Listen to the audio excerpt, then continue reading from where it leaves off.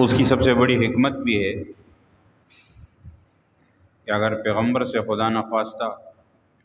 نبوت ملنے سے قبل کچھ غلطی ہو جائے یا کچھ ایسے کام ہو جائیں کہ جو شان کے اخلاق کے کردار کے خلاف ہوں، تو بعد میں لوگ اس کے پیچھے کیسے چلیں گے؟ لوگ تو وہی طعنہ دیں گے کہ آپ تو وہی ہیں جو آپ ایسے کرتے تھے ایسے کرتے تھے۔ چنانچہ رسول اللہ صلی اللہ علیہ وسلم کے بارے میں آپ علیہ الصلوۃ والسلام نے نبوت سے پہلے کوئی ایسا عمل نہیں کیا، آپ نے کبھی کسی ایسے مجلس میں شرکت نہیں کی جو جاہلیت میں مجلسیں ہوتی تھیں، گانے بجانے ڈول باجوں کی ہوتی تھی، شراب کی ہوتی تھی، اور بھی بہت سے ایسے غلط کام ہوا کرتے تھے، لیکن آپ علیہ الصلوۃ والسلام نے اپنے اس عمر میں بھی شرکت نہیں کی۔ اور ظاہر ہے کہ جب پیغمبر کو پیغمبری ملتی ہے تو اس کے بعد تو ویسے بھی وہ پاک صاف لوگ ہوتے ہیں۔ تو اس لیے اللہ تبارک و تعالیٰ نے ان پاکیزہ لوگوں کے ذمہ یہ کام لگایا تھا کہ آپ نے اپنے عمل سے لوگوں کو بتانا ہے۔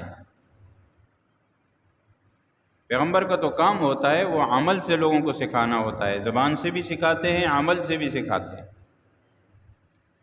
کر کے دکھاتے ہیں اور کر کے لوگوں سے کرواتے بھی ہیں۔ تو جب ان کے اپنے عمل ظاہر ہے کہ ترتیب کے مطابق اللہ رکھتے ہیں تاکہ آگے لوگوں کو اس پر چلنا آسان ہو جائے، لقد کان لکم فی رسول اللہ اسوۃ حسنہ، کیونکہ وہاں اللہ تعالیٰ نے یہ فرما دیا کہ پیغمبر کی زندگی میں آپ کے لیے نمونہ ہے کہ پیغمبر جو کرتا ہے آپ آنکھیں بند کر کے وہ کریں، بس آپ کامیاب ہو جائیں گے۔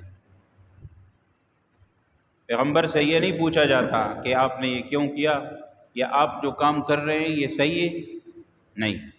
ایسا نہیں ہو سکتا کہ پیغمبر کچھ کر رہے ہیں اور وہ صحیح نہ ہو، وہ قابل تقلید نہ ہو، وہ لوگوں کے عمل کے لیے نہ ہو، ایسا نہیں ہو سکتا۔ چنانچہ صحابہ کرام ایسا ہی کرتے تھے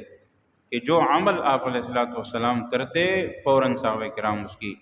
اسی کو نقل کرتے، اس کی کاپی کرتے، اسی طرح شروع کرتے، یہ نہیں پوچھتے تھے کہ یہ اس عمل میں کیا فائدہ ہے، اس میں ہمیں کیا ملے گا، کہ اجر کے مطابق تو پوچھ لیتے تھے آخرت کا اجر، لیکن دنیاوی چیزوں کے بارے میں نہیں پوچھتے کہ یہ اس میں کیا حکمت ہے، اس میں کیا دنیا کی خوبی ہے، بس یہ نہیں، بس جیسے پیغمبر نے کیا لوگوں نے کرنا شروع کر دیا۔ تو ان کے اعمال اللہ نے اس لیے صحیح رکھے اور پھر ان کی ذمہ داریاں بھی رکھی، لِتُبَيِّنَ لِلنَّاسِ مَا نُزِّلَ إِلَيْهِمْ، فرمایا اللہ تعالیٰ نے قرآن کریم نازل کیا اس لیے تاکہ آپ لوگوں کو سکھائیں، لوگوں کے سامنے اس کو واضح کریں۔ یہ دین جو ہے پیغمبر کی وضاحت کے بغیر لوگوں کے سمجھ میں اس طرح آنے والا نہیں، کیونکہ اگر کوئی شخص از خود سمجھنے لگے گا تو وہ غلطی کر سکتا ہے۔ از خود کوئی کتاب پڑھے گا، قرآن پڑھے گا، ترجمہ پڑھے گا، کسی استاد کی نگرانی میں نہیں ہوگا تو وہ سمجھنے میں غلطی کر سکتا ہے۔ یہ جو آج لوگوں کو دعوت دی جا رہی ہوتی ہے کہ قرآن پڑھیں، قرآن کا ترجمہ پڑھیں، قرآن کا ترجمہ پڑھیں، قرآن کا ترجمہ سیکھنا ہوگا، صرف پڑھنے سے کام نہیں چلے گا۔ اگر قرآن کریم کا ترجمہ پڑھ کر ہی لوگ عالم بن سکتے ہیں تو اتنے سارے مدارس کی اور علماء کرام کی کیا ضرورت ہے جو لوگوں کو قرآن پڑھا رہے ہیں، حدیث پڑھا رہے ہیں، فقہ پڑھا رہے ہیں، 14 علوم پڑھائے جاتے ہیں، ایسے نہیں پڑھائے جاتے۔ ان لوگوں کو تو یہ سمجھ میں آتا ہے کہ مدرسہ اس چیز کا نام ہے کہ جہاں کوئی شخص قرآن پڑھتا ہو، ناظرہ پڑھتا ہو، حفظ کرتا ہو، صرف اس چیز کا نام نہیں۔ اس لیے تو لوگ اعتراض کرتے ہیں نا کہ آپ صرف قرآن پڑھ رہے ہیں، باقی کیا کرنا ہوگا، حالانکہ صرف قرآن پڑھنا نہیں، احادیث 14 علوم جو مدارس میں پڑھائے جاتے ہیں، جو عالم مفتی اور شیخ الحدیث اور مفسر اور محدث بن کر نکلتے ہیں، وہ صرف ناظرہ یا حفظ کر کے نہیں نکلتے۔ ناظرہ اور حفظ کے مدارس اپنی جگہ ہوتے ہیں، لیکن جہاں علوم پڑھائے جاتے ہیں وہاں تمام کے تمام علوم پڑھ کر 7، 8 سال اور 10 سال اور 12 سال اور ٹوٹل جو نصاب ہے ہمارے ہاں وہ 16 سال کا ہے۔ یہ علوم پڑھ کر پھر انسان نکلتا ہے، معاشرے میں آپ کے سامنے آتا ہے۔ یہ محنت ہوتی ہے اس کے پیچھے۔ شیخ الحدیث مولانا زکریا صاحب رحمۃ اللہ علیہ نے لکھا ہے اپنی کتابوں کہ ہمارے ہاں لوگ یہ دیکھتے ہیں کہ بھائی بعد کی حالت کو دیکھتے ہیں کہ کوئی عالم ہے، کوئی نیک شخص ہے، کوئی بزرگ ہے، اس کا اکرام ہو رہا ہے، اس کی عزت ہو رہی ہے، اس کو اللہ نے کوئی مقام دیا ہے، تو وہ سمجھتے ہیں کہ بھئی یہ ایسے ہی مل گیا ہوگا، یا وہ سمجھتے ہیں کہ جی یہ اس کو مل گیا ہے تو بس کوئی بھی اس طرح آسانی سے حاصل کرے گا، اس کے پیچھے محنتیں ہوتی ہیں، اور وہ محنتیں ہر انسان کی اپنی اپنی حساب سے، اپنے حساب سے ہوتی ہیں۔ جیسے پرانے زمانوں میں ہمارے جو بڑے تھے ان کی ترتیب یہ تھی کہ گاؤں دیہاتوں میں مختلف مساجد میں جا کر مختلف اساتذہ سے تعلیم حاصل کرتے تھے۔ نہ اس زمانے میں کھانے پینے کی سہولیات تھی، نہ اس زمانے میں اس طرح کے پنکھے اور اس طرح کے سہولیات والے کمرے اور رہائش، کچھ بھی نہیں ہوتا۔ تو طلباء کرام جاتے تھے، پڑھتے تھے کسی مسجد میں، پھر کسی اور مسجد میں، گلی محلے میں لوگوں کے گھر سے کھانا مانگ کے وہی کھاتے تھے، یہی ہوتا تھا۔ اور اس کے بعد وہ بڑے بڑے علماء بن کر نکلتے تھے، اور بعد میں پھر ترتیب بنی، مدارس آئے، سہولیات ملی۔ اب بڑے بڑے مدارس انتہائی سہولت کے ساتھ ہر طالب علم کو، جہاں ہزاروں طلباء پڑھتے ہیں، ایک ایک طالب علم کے اوپر ان کا خرچہ ہوتا ہے، ایک ایک طالب علم کے لیے سہولیات ہوتی ہیں، ایک ایک طالب علم کے لیے کھانا پینا، علاج، معالجہ، رہنا سہنا، تمام کی تمام چیزیں، حتیٰ کہ ہمارے بڑے مدارس میں تو ایک ایک طالب علم کے لیے کمرے میں الگ الگ چارپائی ہے، الگ الگ لائٹ ہے، الگ الگ پنکھا ہے، کئی اے سی ایئر کنڈیشن لگے ہوئے ہیں، اتنی سہولیات ہو گئی، اور اتنی سہولیات کے ساتھ جو ہے آج تعلیم دی جا رہی ہے۔ ایک چیز یہ ہوتی ہے، علماء لکھتے ہیں کہ جب سہولیات زیادہ ہو جاتی ہیں تو پھر لوگوں کو، پڑھنے والوں کو بھی وہ قدر نہیں رہتی، اور پھر اس طرح کے علماء جو ہوا کرتے تھے، ظاہر ہے کہ پھر بعد میں اس طرح کے علماء تو نہیں آتے، لیکن جو ہے ان پہ گزارا کرنا پڑے گا۔ یہ بھی لکھا ہے ہمارے اکابرین نے کہ ہمارے ہاں یہ ہوتا ہے کہ جب علماء موجود ہوتے ہیں تو لوگ قدر نہیں کرتے،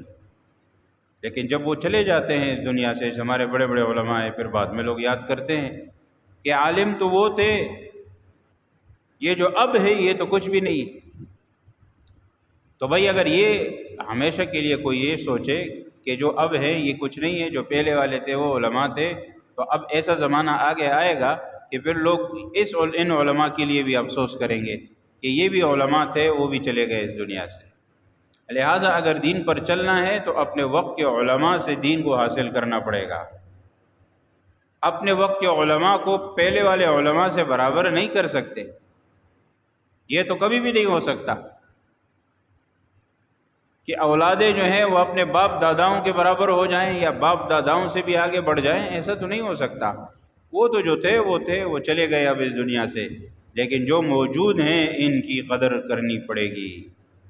ان سے علم سیکھنا ہوگا، دین سیکھنا ہوگا۔ اگر قدر نہیں ہوگی، بعد میں ایک وقت ایسا آئے گا کہ پھر ان علماء پر بھی لوگ افسوس کریں گے کہ وہ بھی علماء تھے، یہ چلے گئے۔ تو زمانہ گزر رہا ہے، صحابہ کرام کے زمانے سے لے کر اب تک کتنا فرق آ گیا، کتنی تبدیلی آ گئی،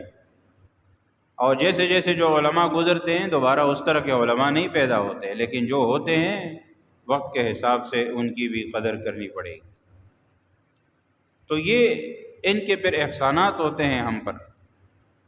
کہ یہی علماء اپنا علم آگے اپنے طلباء کی طرف، اپنے شاگردوں کی طرف منتقل کرتے ہیں۔ ان کا کام صبح شام قال اللہ قال الرسول ہوتا ہے، ان کی زبان سے قرآن و سنت کے الفاظ نکلتے ہیں، وہ طلباء کو پڑھاتے ہیں، اپنے شاگردوں کو پڑھاتے ہیں، علم دین کے سیکھنے سکھانے کا کام کرتے ہیں، اور قرآن و سنت علم یہ صبح شام ہمارے آپ اکابرین کو دیکھیے، جامعہ علوم اسلامیہ بنوری ٹاؤن کے اکابرین کو دیکھیے تو وہاں ایسے ایسے ہمارے اساتذہ کرام ہیں کہ وہ اتنے ضعیف ہو چکے ہیں کہ ان کو ویل چیئر پر لایا جاتا ہے، لیکن وہ حدیث کا کام، قرآن و سنت کے پڑھانے کا کام نہیں چھوڑ رہے۔ اتنے کمزور اور اتنے ضعیف ہو چکے ہیں کہ وہ اپنی بات مشکل سے کرتے ہیں، لیکن برکت کے لیے ضرور کلاس میں ان کو لایا جاتا ہے کہ وہ اپنے شاگردوں کے سامنے جو دو لفظ ان کے منہ سے نکلتے ہیں وہ بھی کوئی دنیا کے نہ ہوں، وہ بھی دین کے ہوں، اور وہ لوگ چاہتے ہیں کہ ہماری موت اس حالت میں آئے کہ ہم دین کے ساتھ جڑے ہوئے ہوں اور دین کا علم پڑھنے پڑھانے کا کام ہمارا جاری ہو، یہ ختم نہ ہو، یہ منقطع نہ ہو۔ تو اس حد تک وہ حضرات اپنے آپ کو وقف کیے ہوئے ہیں، اور بے شمار حضرات ایسے ہیں جو 1 روپیہ بھی نہیں لیتے، مدرسوں میں اداروں میں پڑھا بھی رہے ہیں لیکن 1 روپیہ پیسے نہیں لیتے، اپنی طرف سے کچھ ہو تو تعاون کرتے، نہیں ہو تو لیتے نہیں،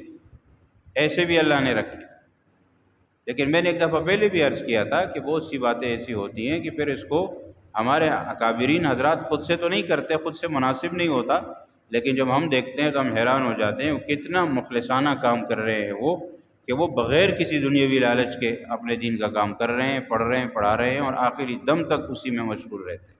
تب جا کر آپ کے سامنے، ہمارے سامنے ان کے شاگرد آتے ہیں، علماء آتے ہیں، دین آگے چل رہا ہے، پھیل رہا ہے، اور اپنے ان کے شاگردوں تک پہنچ رہا ہے۔ تو مقصد عرض کرنے کا یہ تھا کہ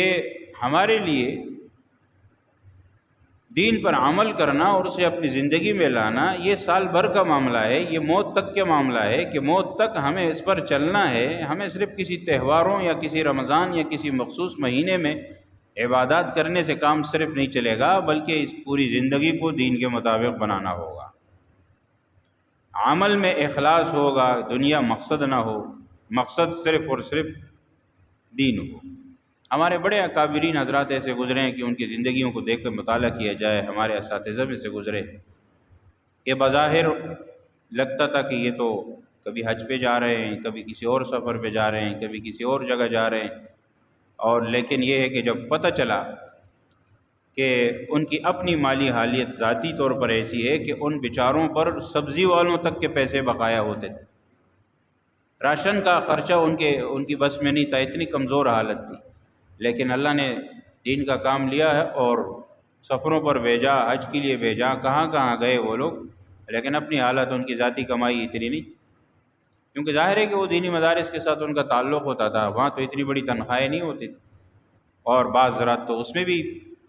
گزارا کرتے تھے، اپنا رکھتے نہیں تھے۔ حضرت بن نوری صاحب رحمۃ اللہ علیہ کے واقعات میں مشہور ہیں، 1 سال کیا جب خرچہ ان کے مدرسے کا بنوری ٹاؤن کا پورا ہوتا تھا تو اگلے سال کے لیے وہ نہیں لیتے تھے کسی سے۔ بہرحال تقویٰ کی بات ہے کہ ضروری نہیں ہے کہ سب ایسا کریں، لیکن صرف ایک تقویٰ کی بات ہو رہی ہے کہ اس زمانے میں جو سن 53 کا زمانہ کہ شخص اس کو 50,000 روپے، جو اس زمانے میں آج کے 50 لاکھ سے بھی زیادہ ہوا کرتے،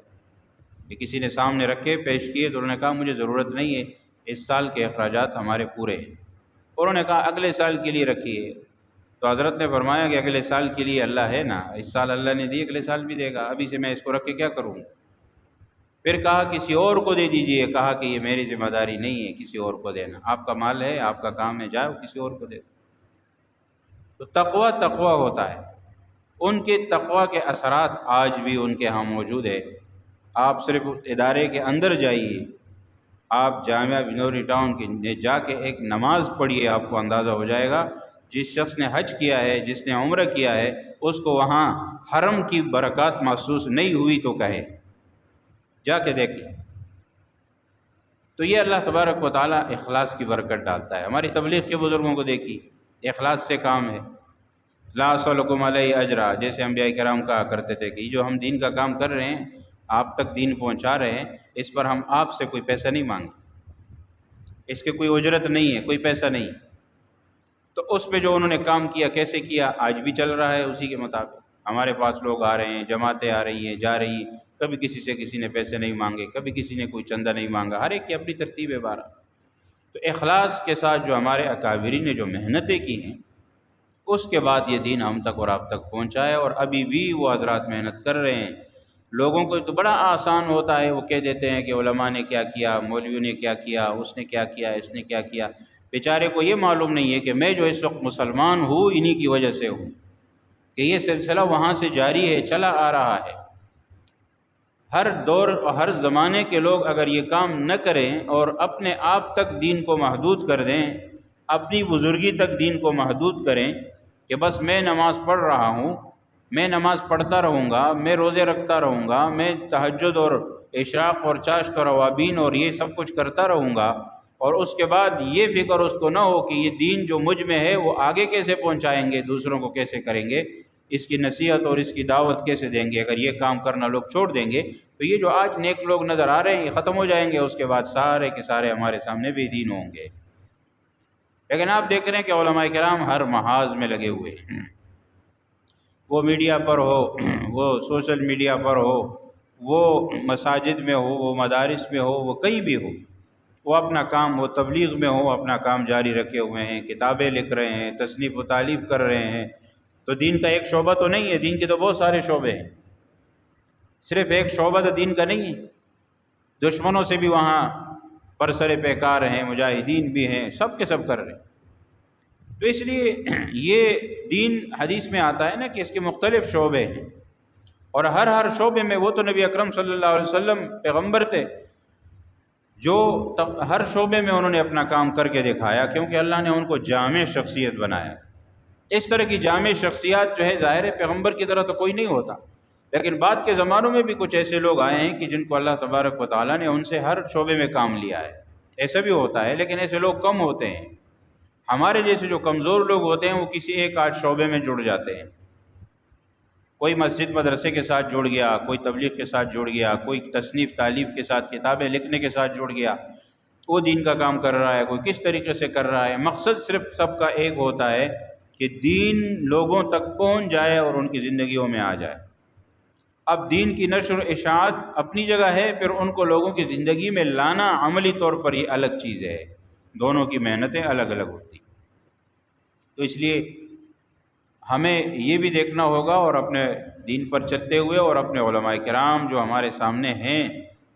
جو کام کر رہے ہیں، جو دین کی محنتیں کر رہے ہیں، ان کی محنت کو ہمیں ماننا ہوگا، تسلیم کرنا ہوگا۔ اب میں نہیں، مقصد میرا یہ ہے کہ نہیں مانتے، ہم اکثر لوگ اس تسلیم کرتے ہیں اور الحمدللہ علماء کی عزت اکرام بھی کر رہے ہوتے ہیں، لیکن کچھ لوگ آج کل ایسے ہیں اور ہوتے بھی ہیں، ظاہر ہے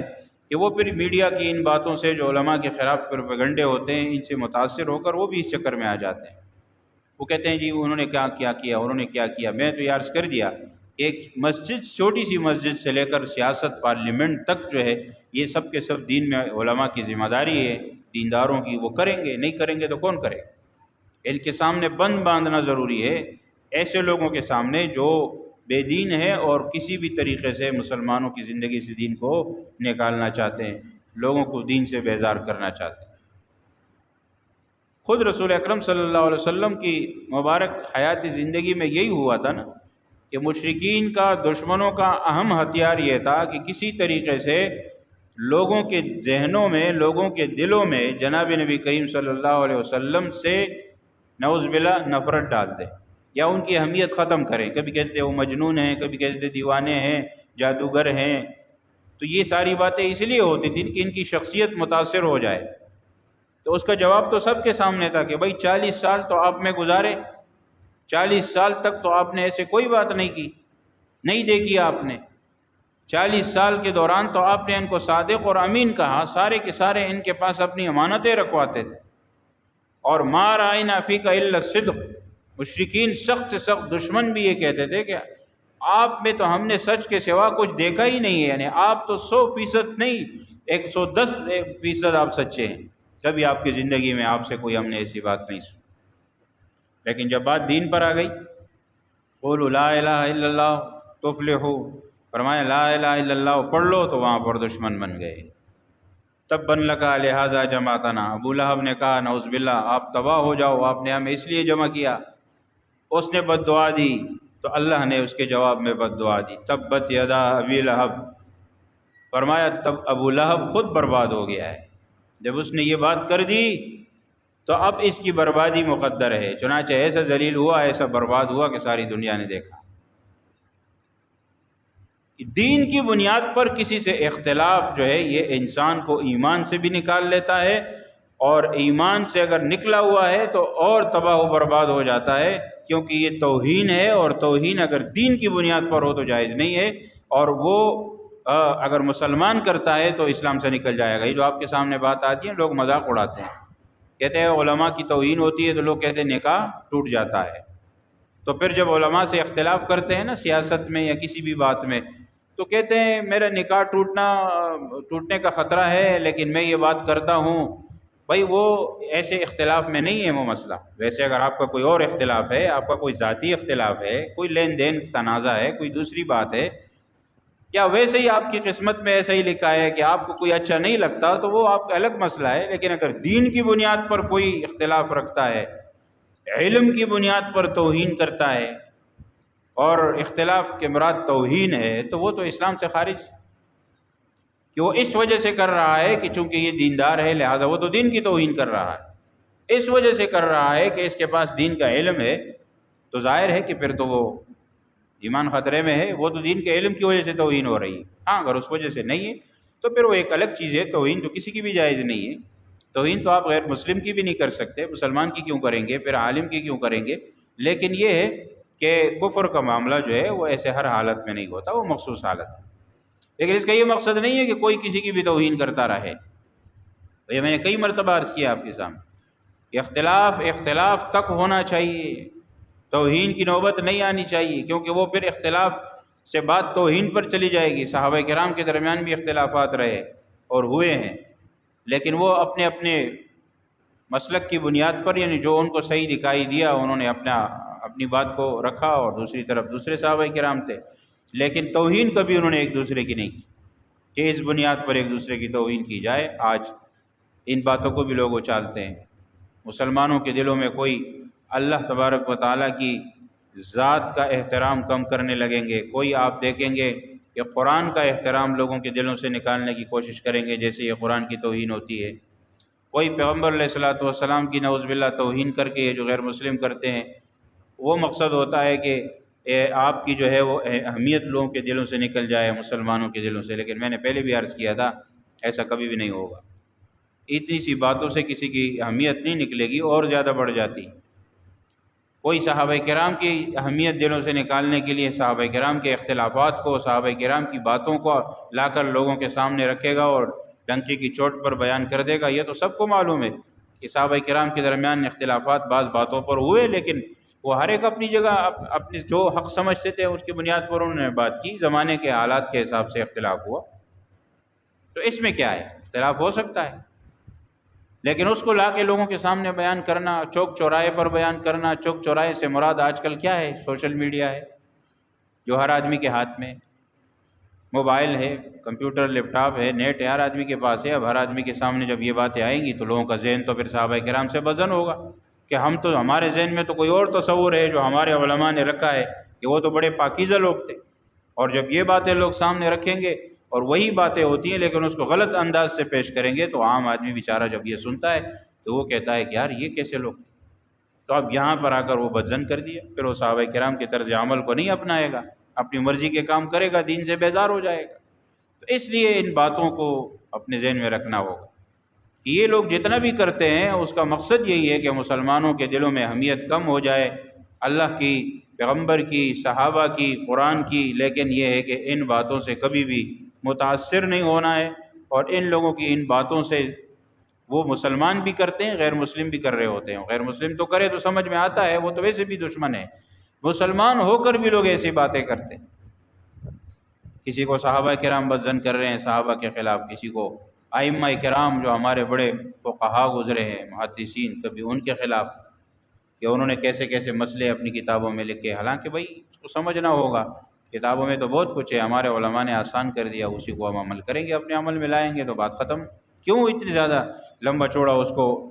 جاتے ہیں اس کی گہرائی میں؟ جو عام آدمی کے سمجھنے کی بات نہیں ہے اسے عام آدمی کے سامنے نہیں رکھنا چاہیے، لیکن یہ لوگ رکھتے ہیں، پھر اس کا نقصان امت میں انتشار پیدا ہوتا ہے. اس لیے ان چیزوں سے اپنے آپ کو بچانا ہوگا. جو صحیح ہمارے اہل حق علماء ہیں ان کے ساتھ اپنا رابطہ بحال کرنا ہوگا، ان سے سیکھنا ہوگا، ان کے مجلس اور بیان اور محفل میں جانا ہوگا، ان کی کتابوں کا مطالعہ کرنا ہوگا. نیٹ پر بھی اگر فتاویٰ دیکھنے ہیں، مسائل سننے ہیں، باتیں سننی ہے، تو پہلے یہ دیکھنا ہوگا کہ یہ عالم جو بیان کر رہا ہے یہ مستند ہے یا نہیں.